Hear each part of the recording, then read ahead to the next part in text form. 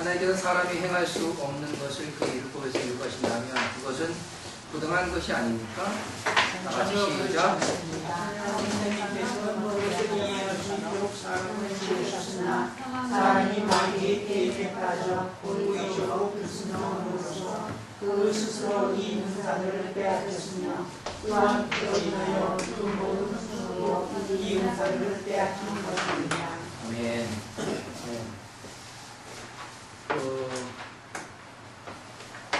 여기에서 말씀하시는 부분들이 무슨 말씀인지 아시겠죠? 하나님께서 사람에게 행할 수 있는 것, 행할 수 없는 것을 행하라고 요구하신다면 그것은 부당하지 않느냐 하는 거죠. 지금은 부당한 것처럼 여겨지지만 원래는 부당했습니까? 아니라는 거죠. 하나님께서 사람을 만드셨을 때요, 이 사람은요, 하나님의 모든 율법적 요구, 여기는 뭐 율법의 요구라고 하는데, 이걸 다른 말로 좀 풀어보면요, 하나님의 기뻐하시는 뜻, 하나님의 기뻐하시는 뜻, 이것을 그대로 행하며 순종하며 살아갈 수 있도록, 그러니까 여기에 다 응답할 수 있게끔 만드셨다는 얘기죠. 세상에 의인은 없나니 하나도 없다. 이 말은 세상의 율법을 다 지켜 행할 수 있는 사람은 아무도 없다 그랬습니다. 왜요? 그것은 하나님이 우리를 만드셨을 때는 이렇게 온전한 모습, 이 온전한 모습이 있었는데 이 모습을 어떻게 우리가 죄를 범함으로 잃어버렸단 말이죠. 그래서 이 모든 요구에 응답할 수 있었던 우리의 모습이 이제는 그 은사적인 것을, 그 은사를 어떻게 잃어버린 겁니다. 잃어버린 거예요. 그래서 이제는 그 율법의 요구에 응답할 수 없게 된 거예요. 그러면은 왜 이렇게 됐습니까? 이유가 뭐예요? 죄 때문이잖아요. 그죠? 죄로 인해서. 그 죄는 하나님이 죄를 짓게 하셨나요? 아니잖아요. 죄는 무슨 문제가 되냐면 선택의 문제였습니다. 선택의 문제. 아시겠죠? 하나님의 뜻에 뭐 하느냐? 순종하느냐? 아니면 불순종하느냐? 그래서 우리가 지난주에 이 문제를 공부했죠. 뭐라고요? 우리의 그렇죠. 자유의지. 우리의 자유의지에 의해서 우리가 이 순종과 불순종의 문제 앞에서 우리는 무엇을 선택했습니까? 불순종을 선택한 거죠. 불순종을 선택해서 결국 이것이 곧 죄라는 문제를 만들었고, 이 죄는 우리의 온전함을 잃어버리게 했고, 그래서 율법의 요구를 응답할 수 없게끔 되었다. 누구 책임이에요? 그래요. 바로 내 책임인 거예요. 내 책임인데 내 책임을 남에게 돌린다 이런 얘기죠. 누구에게? 하나님께. 하나님, 우리 감당할 수 있는 걸 하라고 그러세요 이런 얘기예요. 아니에요. 할 수 있는 거예요. 할 수 있는 건데 우리가 무엇 때문에? 죄 때문이에요. 우리는 이 모든 걸 다 잃어버렸단 말이죠. 그렇다면 율법의 요구가 뭡니까? 율법은 우리에게 무엇을 요구할까요?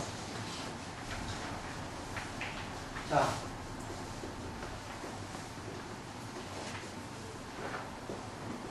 율법의 요구. 요구르트를 요구하시나? 율법의 요구가 뭘까요?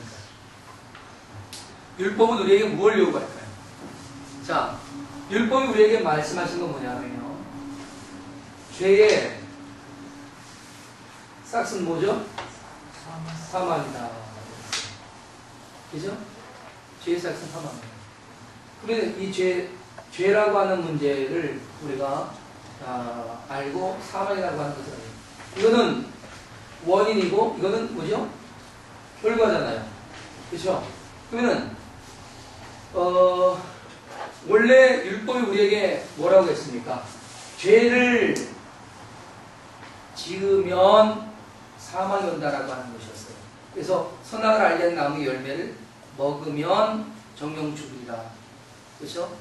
먹지 않으면 영은 사는 건데 먹으면 정령 죽으리라. 이것은 율법의 요구 앞에 우리가 어떻게 대응하느냐 하는 문제죠. 근데 우리가 죄를 범했기 때문에 그 죄에 대한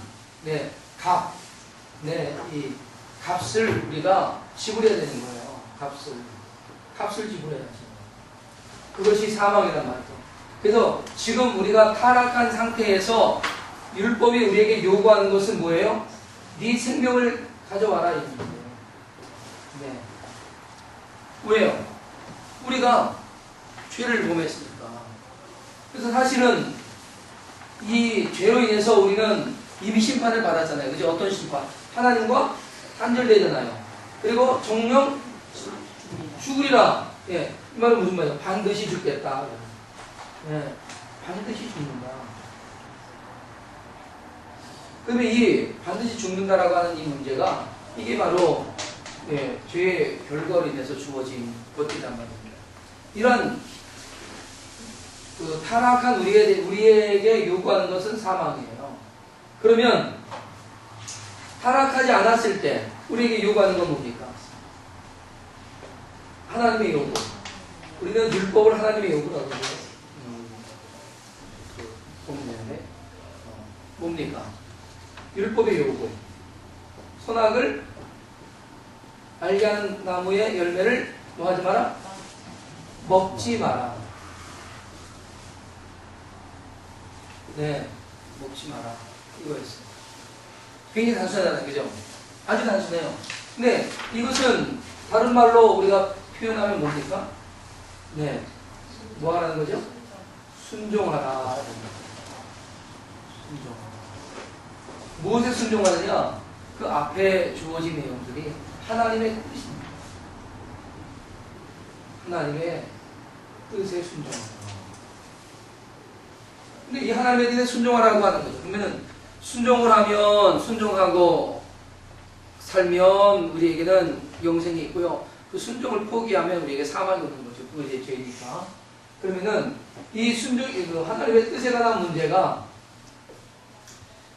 나중에 그 모습을 우리가 하나님의 뜻이 무엇인지 전에는 다 알았는데 잃어버렸어요.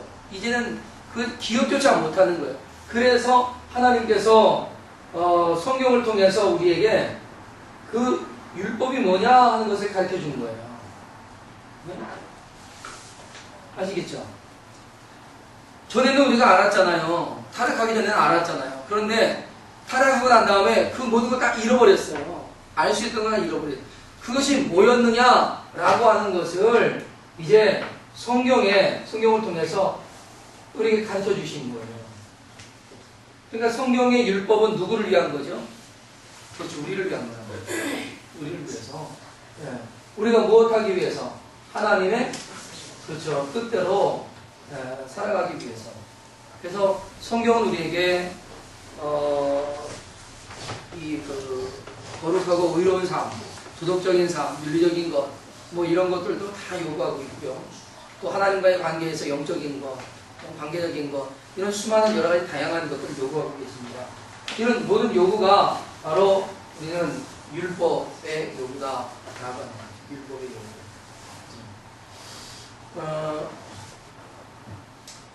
상당히 안타까운 것이 바로 뭐예요? 오늘 우리가 질문과 답에서 주어진 것처럼 우리는 하나님은 우리에게 요구하고 계시는 그 모든 율법을 저희는 다 지킬 수 있었는데 이제는 못 지킨다는 거죠. 지킬 수 있는 사람은 세상에 단 한 사람도 없다 이런 얘기예요. 그럼 얼마나 허망합니까? 그렇죠? 얼마나 허망해요. 그 한두 사람도 있어야 될 거 아니에요. 한두 사람도 없단 말이죠. 그래서 세상의 모든 사람들이 할 수 없다. 왜? 잃어버렸으니까. 상실했으니까.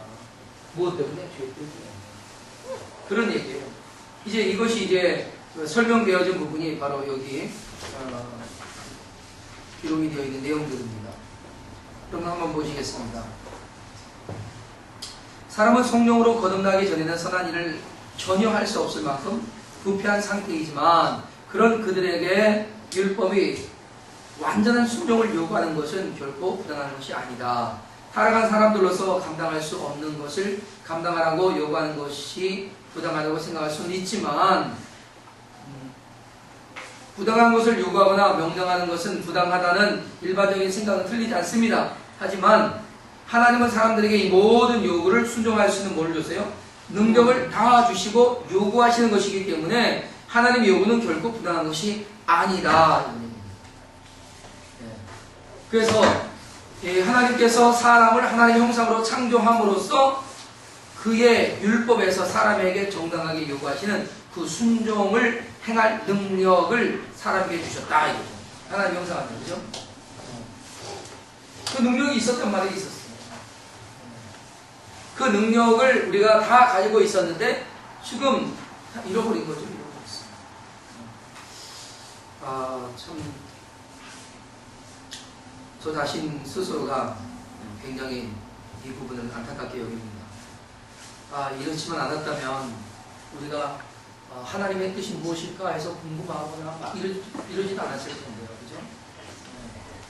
우리가 실수도 하지 않고 살았을 텐데. 참 이런 부분이 상당히 안타깝습니다. 또 두 번째 보니까 사람은 그 자신의 가오와 자유의지로 자신이 부여받은 이 능력을 저버렸고, 그죠? 저버린 거죠. 또한 스스로 하나님의 율법에서 어떻게 했어요? 완전하게 순종할 수 없는 그런 상태에 빠져버립니다. 여기에서 완전하게 순종할 수 없는 상태라고 하는 건요, 완전하게 순종하는 것에서 미치지 못한다는 말이 아니라 순종이라고 하는 것을 정말 완전하게 못한다 이런 거예요. 참 안타까운 모습이죠. 우리가 이제는 주님 앞에 순종할 수 있는 모습이 아니에요.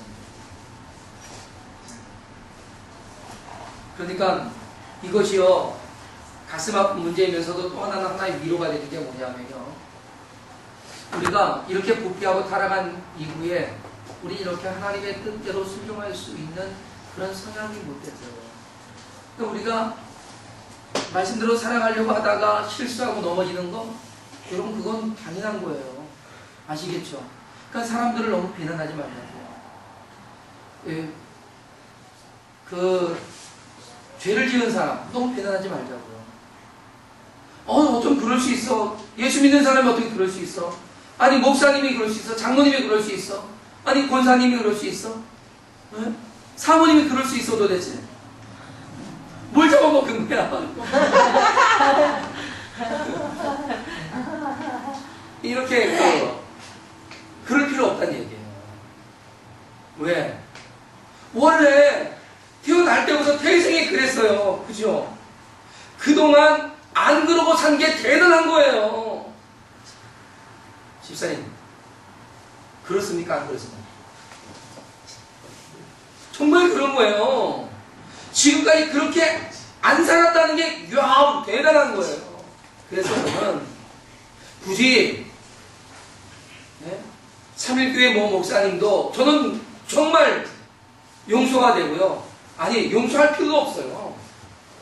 따지고 보면 난 그보다 못한 게, 더 나은 게 하나도 없거든요. 우리는 누구를 지목하거나요, 누구를 정죄하는 그런 일이 없어요.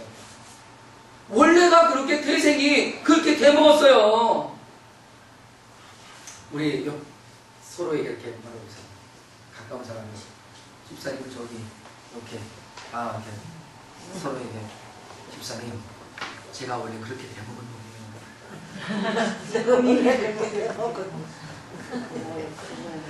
용서하세요. 권사님 이해하세요.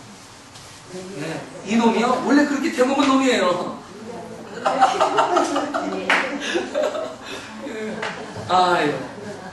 그 우리가 이거 알아야 돼요.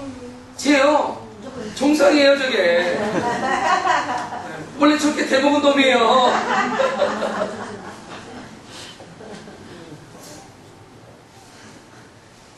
우리가 이거를 이해만 해도요, 많은 사람들이 어떻게 될까요? 치근하고 안타깝고 불쌍하고 그런 거예요. 그렇죠. 무엇 때문에? 죄 때문에요. 우리가 전에 근데 죄 짓기 전에는 완전하게 다 행할 수 있었다니까요. 근데 죄 지은 이후에는 우리가 다 잃어버려서요. 그렇게 살아가는 거예요. 근데 지금 우리는 하나님의 은혜 안에서 다시 회복되어지고 분별할 수 있는 능력이 생겼기 때문에 우리가 어떻게든지 하나님의 뜻대로 살아가려고 하지만 어때요? 예, 우리의 몸은 날마다 후퇴되어 가는 거예요. 그렇게 해서 우리가 실수도 할 수 있고 잘못도 할 수 있고 그렇단 말이죠. 그러니까 우리가 좀 더 이해를 하는 것이 마땅하다 하는 겁니다. 왜? 나도 그럴 수 있으니까. 우리가 진실하고 솔직하게 자기 자신을 한번 들여다보십시오. 우리는 안 그렇습니까? 세상에 어떤 나쁜 사람을 갖다 놓고요, 나랑 비교해봐도요, 나보다 그리 나쁘지 않아요. 똑같아요. 뭐 별로 다를 게 없어요. 그러니까 우리 다른 사람들에 대해서 뭐 이렇게 할 것보다는, 정죄하기보다는 우리 스스로가 그럴 수 있다라고 하는 것을 우리가 좀 더 이해할 수 있으면 좋겠습니다. 그래서 세 번째는, 그러므로 하나님께서 우리를 벌하시는 것은 뭐하다? 총각하다. 네. 하나님, 아니 할 수도 없는 걸 맡겨놓고 이거 그러시면 됩니까? 근데 그런 얘기 못하는 거예요. 원래 우리에게 할 수 있는 능력을 주었어요. 근데 그것을 잃어버린 건 누구예요? 우리예요. 왜 잃어버렸어요? 잘 모르고 잃어버렸어요? 아니에요. 의도적으로 잃어버렸어요. 그렇잖아요. 네. 알고, 왜? 그때는 완벽한 지혜가 있었거든요. 이렇게 하면 잃어버리고, 네? 순종하면 끝까지 지킬 수 있다는 거 분명히 알았거든요. 나중에 보니까 잃어버렸어요. 이게 아니거든요. 알고 거절하고. 그런 면에서 우리가 본다면 우리는 결코 하나님 앞에 아무런 이유를 낼 수 있는 그런 사람이 아니다 라고 하는 겁니다. 그래서 왜냐하면 우리가 하나님의 명령을 범함으로써 이 선을 뭐 했기 때문에, 버렸기 때문이며, 하나님도 그 율법을 범할 경우 어떻게 하게 됐죠? 벌하실 것을 경고하셨습니다. 경고했어요. 경고 들어갔어요. 알았죠? 옐로우 카드가 딱 들어갔단 말이에요. 경고 들어갔어요. 경고. 그런데 경고를 받고도 어떻게 했어요? 경고를 받고도 계속하니까 뭔 카드? 레드 카드. 퇴장 해서 에든군에서 쫓겨난 거예요. 알겠어요? 레드 카드 받으면 얼마나 불쌍하냐고. 자, 그러면 우리 여기서 좀 상상력을 좀 발휘해 보세요. 그러면 하나님께서 아담에게 이것을 먹지 마라, 먹는 날엔 정령 죽을 것이다 라고 했다면, 그 말은 뭐예요? 그가 경고를 받을 만큼의 문제점을 가지고 있다는 거예요. 너의 자유의지가 이거를 선택할 수도 있다 라고 하는 가정이 들어가 있지 않겠어요? 그러니까 이 문제 앞에 하나님은 경고를 통해서 빠지지 않기를 원했던 거죠. 근데 주님이 빠지지 않기를 원했는데 그가 의도적으로 버린 거예요. 그 밑에 내용을 한번 보십시오. 하나님의 율법을 의인과 악인에게 요구하는 데는 목적이 다르다 그랬습니다. 자, 의인에게 요구하는 목적이 어떤 건가요? 의인에게는요, 말하자면은 의인은 그 의를 더 지켜가고 더 온전하고 더 거룩하고 더 바르게 만들어가기 위함이에요. 네. 그러나 죄인에게 뭡니까? 그 죄를 깨닫고 죄인의 자리에서 어떻게 나올 수 있도록, 그래서 예수 그리스도를 깨닫고 믿고 나와서 영생의 자리에 이르게 하기 위한 목적이다 이러니, 분명히 목적이 다른 거예요. 자, 보겠습니다. 첫 번째로, 자기들의 연약함과 무능력을 시인하도록 하기 위함이다. 네. 그렇게 해서 어떻게 하나님도 의지하게 만드는 거죠. 둘째는, 타락하기 전의 상태를 뭐하도록? 알도록. 그러면 타락하기 전의 상태를 알아서 뭐 하자는 거예요? 뭐 하자는 거예요? 몇 가지 문제가 있죠. 첫째는, 이거 내 책임이네 라는 거 알고, 둘째는 하나님 도우심이 없이는 절대로 불가능한 건 알고 하나님을 전적으로 의지하게 하는 거예요. 그런 목적으로 만드는 거죠. 셋째는 하나님께 가장 우선적으로 구할 것이 우리의 뭐라고? 본성을 새롭게 해달라는 거. 우리가 변화를 받아야죠. 어떻게 변화를 받습니까? 예수 그리스도로 말미암아서. 그러니까 예수 그리스도로 인해서 믿음으로 새롭게 변화를 받아야 돼요. 그리고 네 번째, 그리스도께서 우리를 대신하여 행하신 십자가에서의 대속하심을 통해 우리를 구원하신다는 것을 깨닫게 하기 위해. 아주 중요한 거죠. 그죠? 다섯 번째는 우리가 하나님께 새롭게 순종하기 위해서. 새롭게 순종하는 거예요. 뭡니까? 이제 깨달았으니까, 아, 이런 거였구나. 이 하나님의 뜻대로 살아가는 거였구나. 하는 거죠. 여러분, 우리가 순종하는 것 중에 가장 큰 순종이 뭘까요? 한번 생각해 보세요.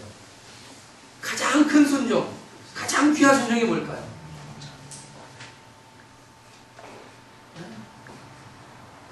우리 사모님은 아는 것 같아요. 막 말하려고 막 그러는데. 가장 큰 순종. 여러분, 가장 큰 순종은요, 내가 예수 그리스도를 나의 구주로 믿는 거예요. 할렐루야. 예수 그리스도를 나의 구주로 믿는 거, 이게 가장 큰 순종이에요. 이것 하면 어떻게 되나요? 우리의 영혼이 살아나요. 할렐루야. 아멘. 거듭남의 역사가 있어요. 이보다 더 큰 순종이 어디 있어요? 네? 여러분, 우리 모든 재산을 다 팔아가지고 하나님께 바쳐라. 여러분, 그것보다도 예수 그리스도를 믿으라. 여기에 순종하는 게 더 큰 순종이라니까요. 믿습니까? 아멘. 왜냐? 재산을 팔아서 하나님께 가져오는 것으로는 구원이 없어요. 믿습니까? 아멘. 그건 구원과 상관이 없어요. 그러나 정말 진정한 구원은 어떤 문제로? 내가 예수 그리스도를 나의 구주로 믿을 때 구원이 있는 거예요. 네. 알겠습니까? 뭐 할 때? 예수 그리스도를 나의 구주로 믿을 때. 알았어요? 네. 그게 중요한 거예요. 예수 그리스도를 나의 구주로, 예수님이 나를 십자가에서 대신해서 죽으시고 나를 그 죄악에서 사망에서 건지셨다. 이 사실을 믿는 것. 이 믿는 것. 이게 우리 인생의 가장 중요한 순종의 과제라는 것입니다. 근근이 아니에요. 그래서 자녀들이요, 다른 것 순종하지 않아도 다 넘어갈 수 있어요. 그러나 예수 그리스도를 자신의 구주로 영접하지 못한다면 그건요, 여러분, 우리가 땅을 치고 통곡하든 정말 다급하게 그 문제부터 순종할 수 있게끔 도와줘야 돼요. 아멘. 아멘. 그 문제를 순종하고 있다면요, 다른 건요 별로 걱정할 게 없어요. 하나님, 이제 주님의 은혜 안에 있는 아들, 딸, 주님께서 그들의 길을 치료해 주십시오. 우리가 주 앞에 기도를 하면 됩니다. 자, 그러면 죄인에 대한 요구의 목적마다 크게 다르진 않습니다.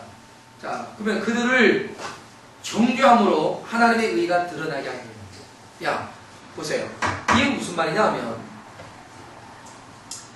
이제 그 율법을 요구함으로 인해서 그들이 이 율법의 사항을 준수하지 못한 것으로 인하여 자기가 죄인인 것을 알고 그 죄로 인해 정죄받는 그 사실을 깨닫게 하는 거예요. 아시겠죠? 그러므로 하나님의 의가 드러나는 거죠. 둘째는 외형적인 선한 모습과 질서가 보존되도록 하기 위함이다. 이거는요, 온전한 것과 잘못된 것을 딱 구별을 해가지고 하나님의 율법이 결코 잘못되지 않았다는 것을 알고, 그리고 이것을 더욱더 어떻게 보존해 가기 위한 거죠. 그래서 하나님께서 이렇게 거룩하게 구별하는 것이 뭡니까? 이 거룩하게 구별하는 것이 자체가 바로 이것입니다. 그래서 그리스도 안에 있으면 새로운 피조물이고 그렇지 않으면 여전히 옛 모습을 가지고 있는 부패한 인생이다 하는 것을 우리가 알게 되는 거죠. 또한 세 번째 보니까 하나님께서 구원하고자 계획하신 자들로 하여금 뭐한다? 회심하도록 하기 위함이다. 그러니까 주님이 우리에게 율법의 요구를 모든 사람에게 한다. 믿는 사람에게도 하고 믿지 않는 사람에게도 한다. 믿는 사람에게는 더욱더 하나님을 온전하게 잘 섬기고 바르게 신앙생활하기 위함이고 믿지 않는 사람에게 요구하는 것은 뭐냐? 그들을 뭐하기 위해서? 구원하기 위해서다. 있습니까? 아멘. 그러니까 이제 믿는 사람들에게 율법의 요구는 구원을 보존하는 문제고 믿지 않는 사람에게 율법의 요구는 구원으로 돌이켜오는 것이다. 분명히 다릅니다. 자, 오늘은 10번까지 합니다. 10번에 보면 자, 문제 한번 읽겠습니다. 하나님께서는 그런 불순종과 배도를 벌하지 않은 채로 그냥 두시겠습니까? 시작. 결코 그렇지 않습니다. 하나님은 우리의 원죄와 정죄에 대해 심히 진노하시며 그리하여 그 신이 누구든지 율법 책에 기록된 모든 일을 상상하지 아니하는 자는 저주하라 하고 선언하시고 이 땅에서 그리고 영원토록 그릇만으로 그를 원하실 것입니다. 그래요. 그러니까 주님은 절대로 그냥 묵과하지 않으세요. 반드시 짚고 넘어가십니다. 우리가 잘못을 하면요 이렇더라고요. 우리가 하나님 범죄하죠. 그래서 하나님 잘못했습니다 하면 용서해 주세요. 근데 그 잘못한 것으로 인해서 주어지는 대가는 내가 감당하더라고요. 우리가 이런 부분에서는 좀 이해를 할 필요가 있습니다. 자, 그런데 주님께서 죄를 범한 사람들에서 어떻게 하느냐? 지극히 심하게 그리고 정의롭게 확실하게 벌하신다 이런 얘기예요. 세 가지 형태로. 그럼 지극히 심하게 한다라고 하는 말은 뭐냐? 현재의 벌도 받고 영원한 벌도 받는 거예요. 우리가 지금 잘못하면 지금도 벌 받아요. 회개하지 않죠? 그러면 그 벌이 언제까지 가요? 영원히 가요. 영원히. 영원히. 영원히 가는 거예요. 그래서 죄는 하나님을 대적하는 거잖아요. 그죠? 하나님을 대적하는 거니까 이게 얼마나 무거운 죄예요. 정말 위중한 죄죠. 그렇기 때문에 엄벌을 받는 것은 당연하다. 여러분 예전에 보면 지금도 그렇죠. 이 국가반역죄 같은 경우, 그죠? 이건 굉장히 큰 죄잖아요. 간첩활동이잖아요, 그죠? 네. 그 국가반역죄는 굉장히 예전에도 뭐 왕권에 대해서 뭡니까? 반역을 하면 그러면은 뭐 진짜 삼족을 벼라고 그랬잖아요. 굉장히 무서운 거있죠. 하나님께 하물며 하나님께 우리가 대적을 하고 하나님의 뜻대로 순종하는 것을 포기하고 살아간다면 마땅히 벌을 받아야죠. 심하게 받아야죠. 또 두 번째는 지극히 정의롭게 받는다. 이거 정의롭다. 네. 크고 작은 모든 죄는 하나님의 율법을 거스르는 것이죠. 네. 여러분 죄가요. 죄가 작은 것도 있고 큰 것도 있고 아주 큰 것도 있을 거예요. 그러죠? 그러나 이 모든 것을 가리켜서 우리는 한마디로 뭐라고 말해요? 죄라고 하는 거예요. 그러면 이 죄의 싹은 사망 이거죠. 그러면 작은 죄도 아주 그렇게 큰 죄도 동일한 적용을 받는 거예요. 그러니까 죄라고 하는 것에 대해서는 똑같이 그런 벌을 받는단 말이죠. 이게 정의롭다는 거예요. 세상의 정의는 뭐 우리가 뭐 서로 공리를 따져가면서 이렇게 이야기하지만 그러나 하나님 나라의 정의는요. 하나님의 뜻 자체가 정의예요. 있습니까?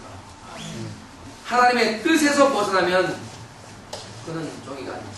그래서 하나님 나라의 질서를 우리는 정의라고 하는 거예요. 하나님 나라의 질서. 그래서 우리가 오늘 아침에도 설교 때 말했죠. 우리가 뭐라고요? 하나님 나라의 의라고 하죠. 하나님 나라의 의. 예. 하나님 나라의 의. 이것이 저는 하나님 나라의 질서다 이렇게 생각합니다.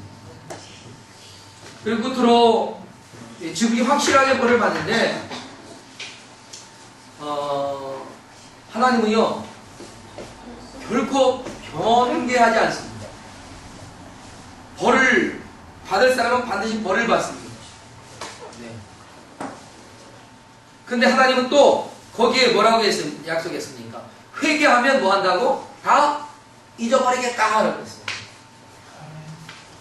그러니까 하나님은 아주 정확하게 하시는 거예요. 정확하게. 회개하지 않는 한 그 죄는 어때요? 반드시 우리가 벌을 받게 되어 있습니다. 그러나 회개하면 반드시 죄의 용서함이 따라옵니다. 그게 하나님 나라의 정의이면서 정확하게 이루시는 변함이 없는 하나님의 질서입니다. 여러분, 우리는 이러한 모습들을 우리가 우리 생활 속에서 좀 더 인식하고 살 필요가 있다 생각해요. 그래야 내가 잘못하고도 뻔뻔스럽게 살아가는 그런 것이 아니라 잘못했으면 바로 주님 앞에 주님 내가 불편한 심정을 하고 회개할 수 있다는 거죠. 여러분, 회개하는 것은 우리 인생에 매우 유익합니다. 따라서 자기 잘못을 깨닫고 돌이킬 수 있는 그런 삶, 우리 그리스도인에게 주어진 특권입니다. 아멘. 하나님이 이 땅에 내려주신 은혜이기도 하죠. 저는 우리 모두가 우리의 삶을 늘 좀 더 깊이 살펴보면서 회개하고 또 고쳐가고 그러면서 좀 더 그리스도의 장성한 분량까지 성장해가는 그런 그리스도인의 삶을 살았으면 좋겠습니다. 기도하겠습니다. 하나님, 참으로 우리의 인생이 얼마나 어리석고 미련한 인생인가를 돌아봅니다. 하나님께서는 우리를 그토록 모든 것을 감당할 수 있는 능력 있는 그리스도인의 모습으로 만들어 주셨지만 우리는 우리가 가지고 있는 그 능력과 자유의지가 다 망가져 버렸습니다. 그것은 우리 때문이고 우리의 육신 때문이며 우리의 죄 때문인 것을 고백하오니 어찌 우리가 주님 앞에 변명할 수 있겠습니까? 주님, 이제는 변명보다는 회개하며 돌이키며 살아가는 인생이 되게 하옵소서. 주님의 정직하심 앞에 우리가 다시 한번 자비와 긍휼을 구하고 그리고 믿음으로 새로운 삶을 사는 우리 인생이 되도록 축복하여 주시옵소서. 이 시간 함께 하시고 신이 이끌어 주시옵기로 나오며 예수님의 이름으로 기도하옵나이다. 아멘.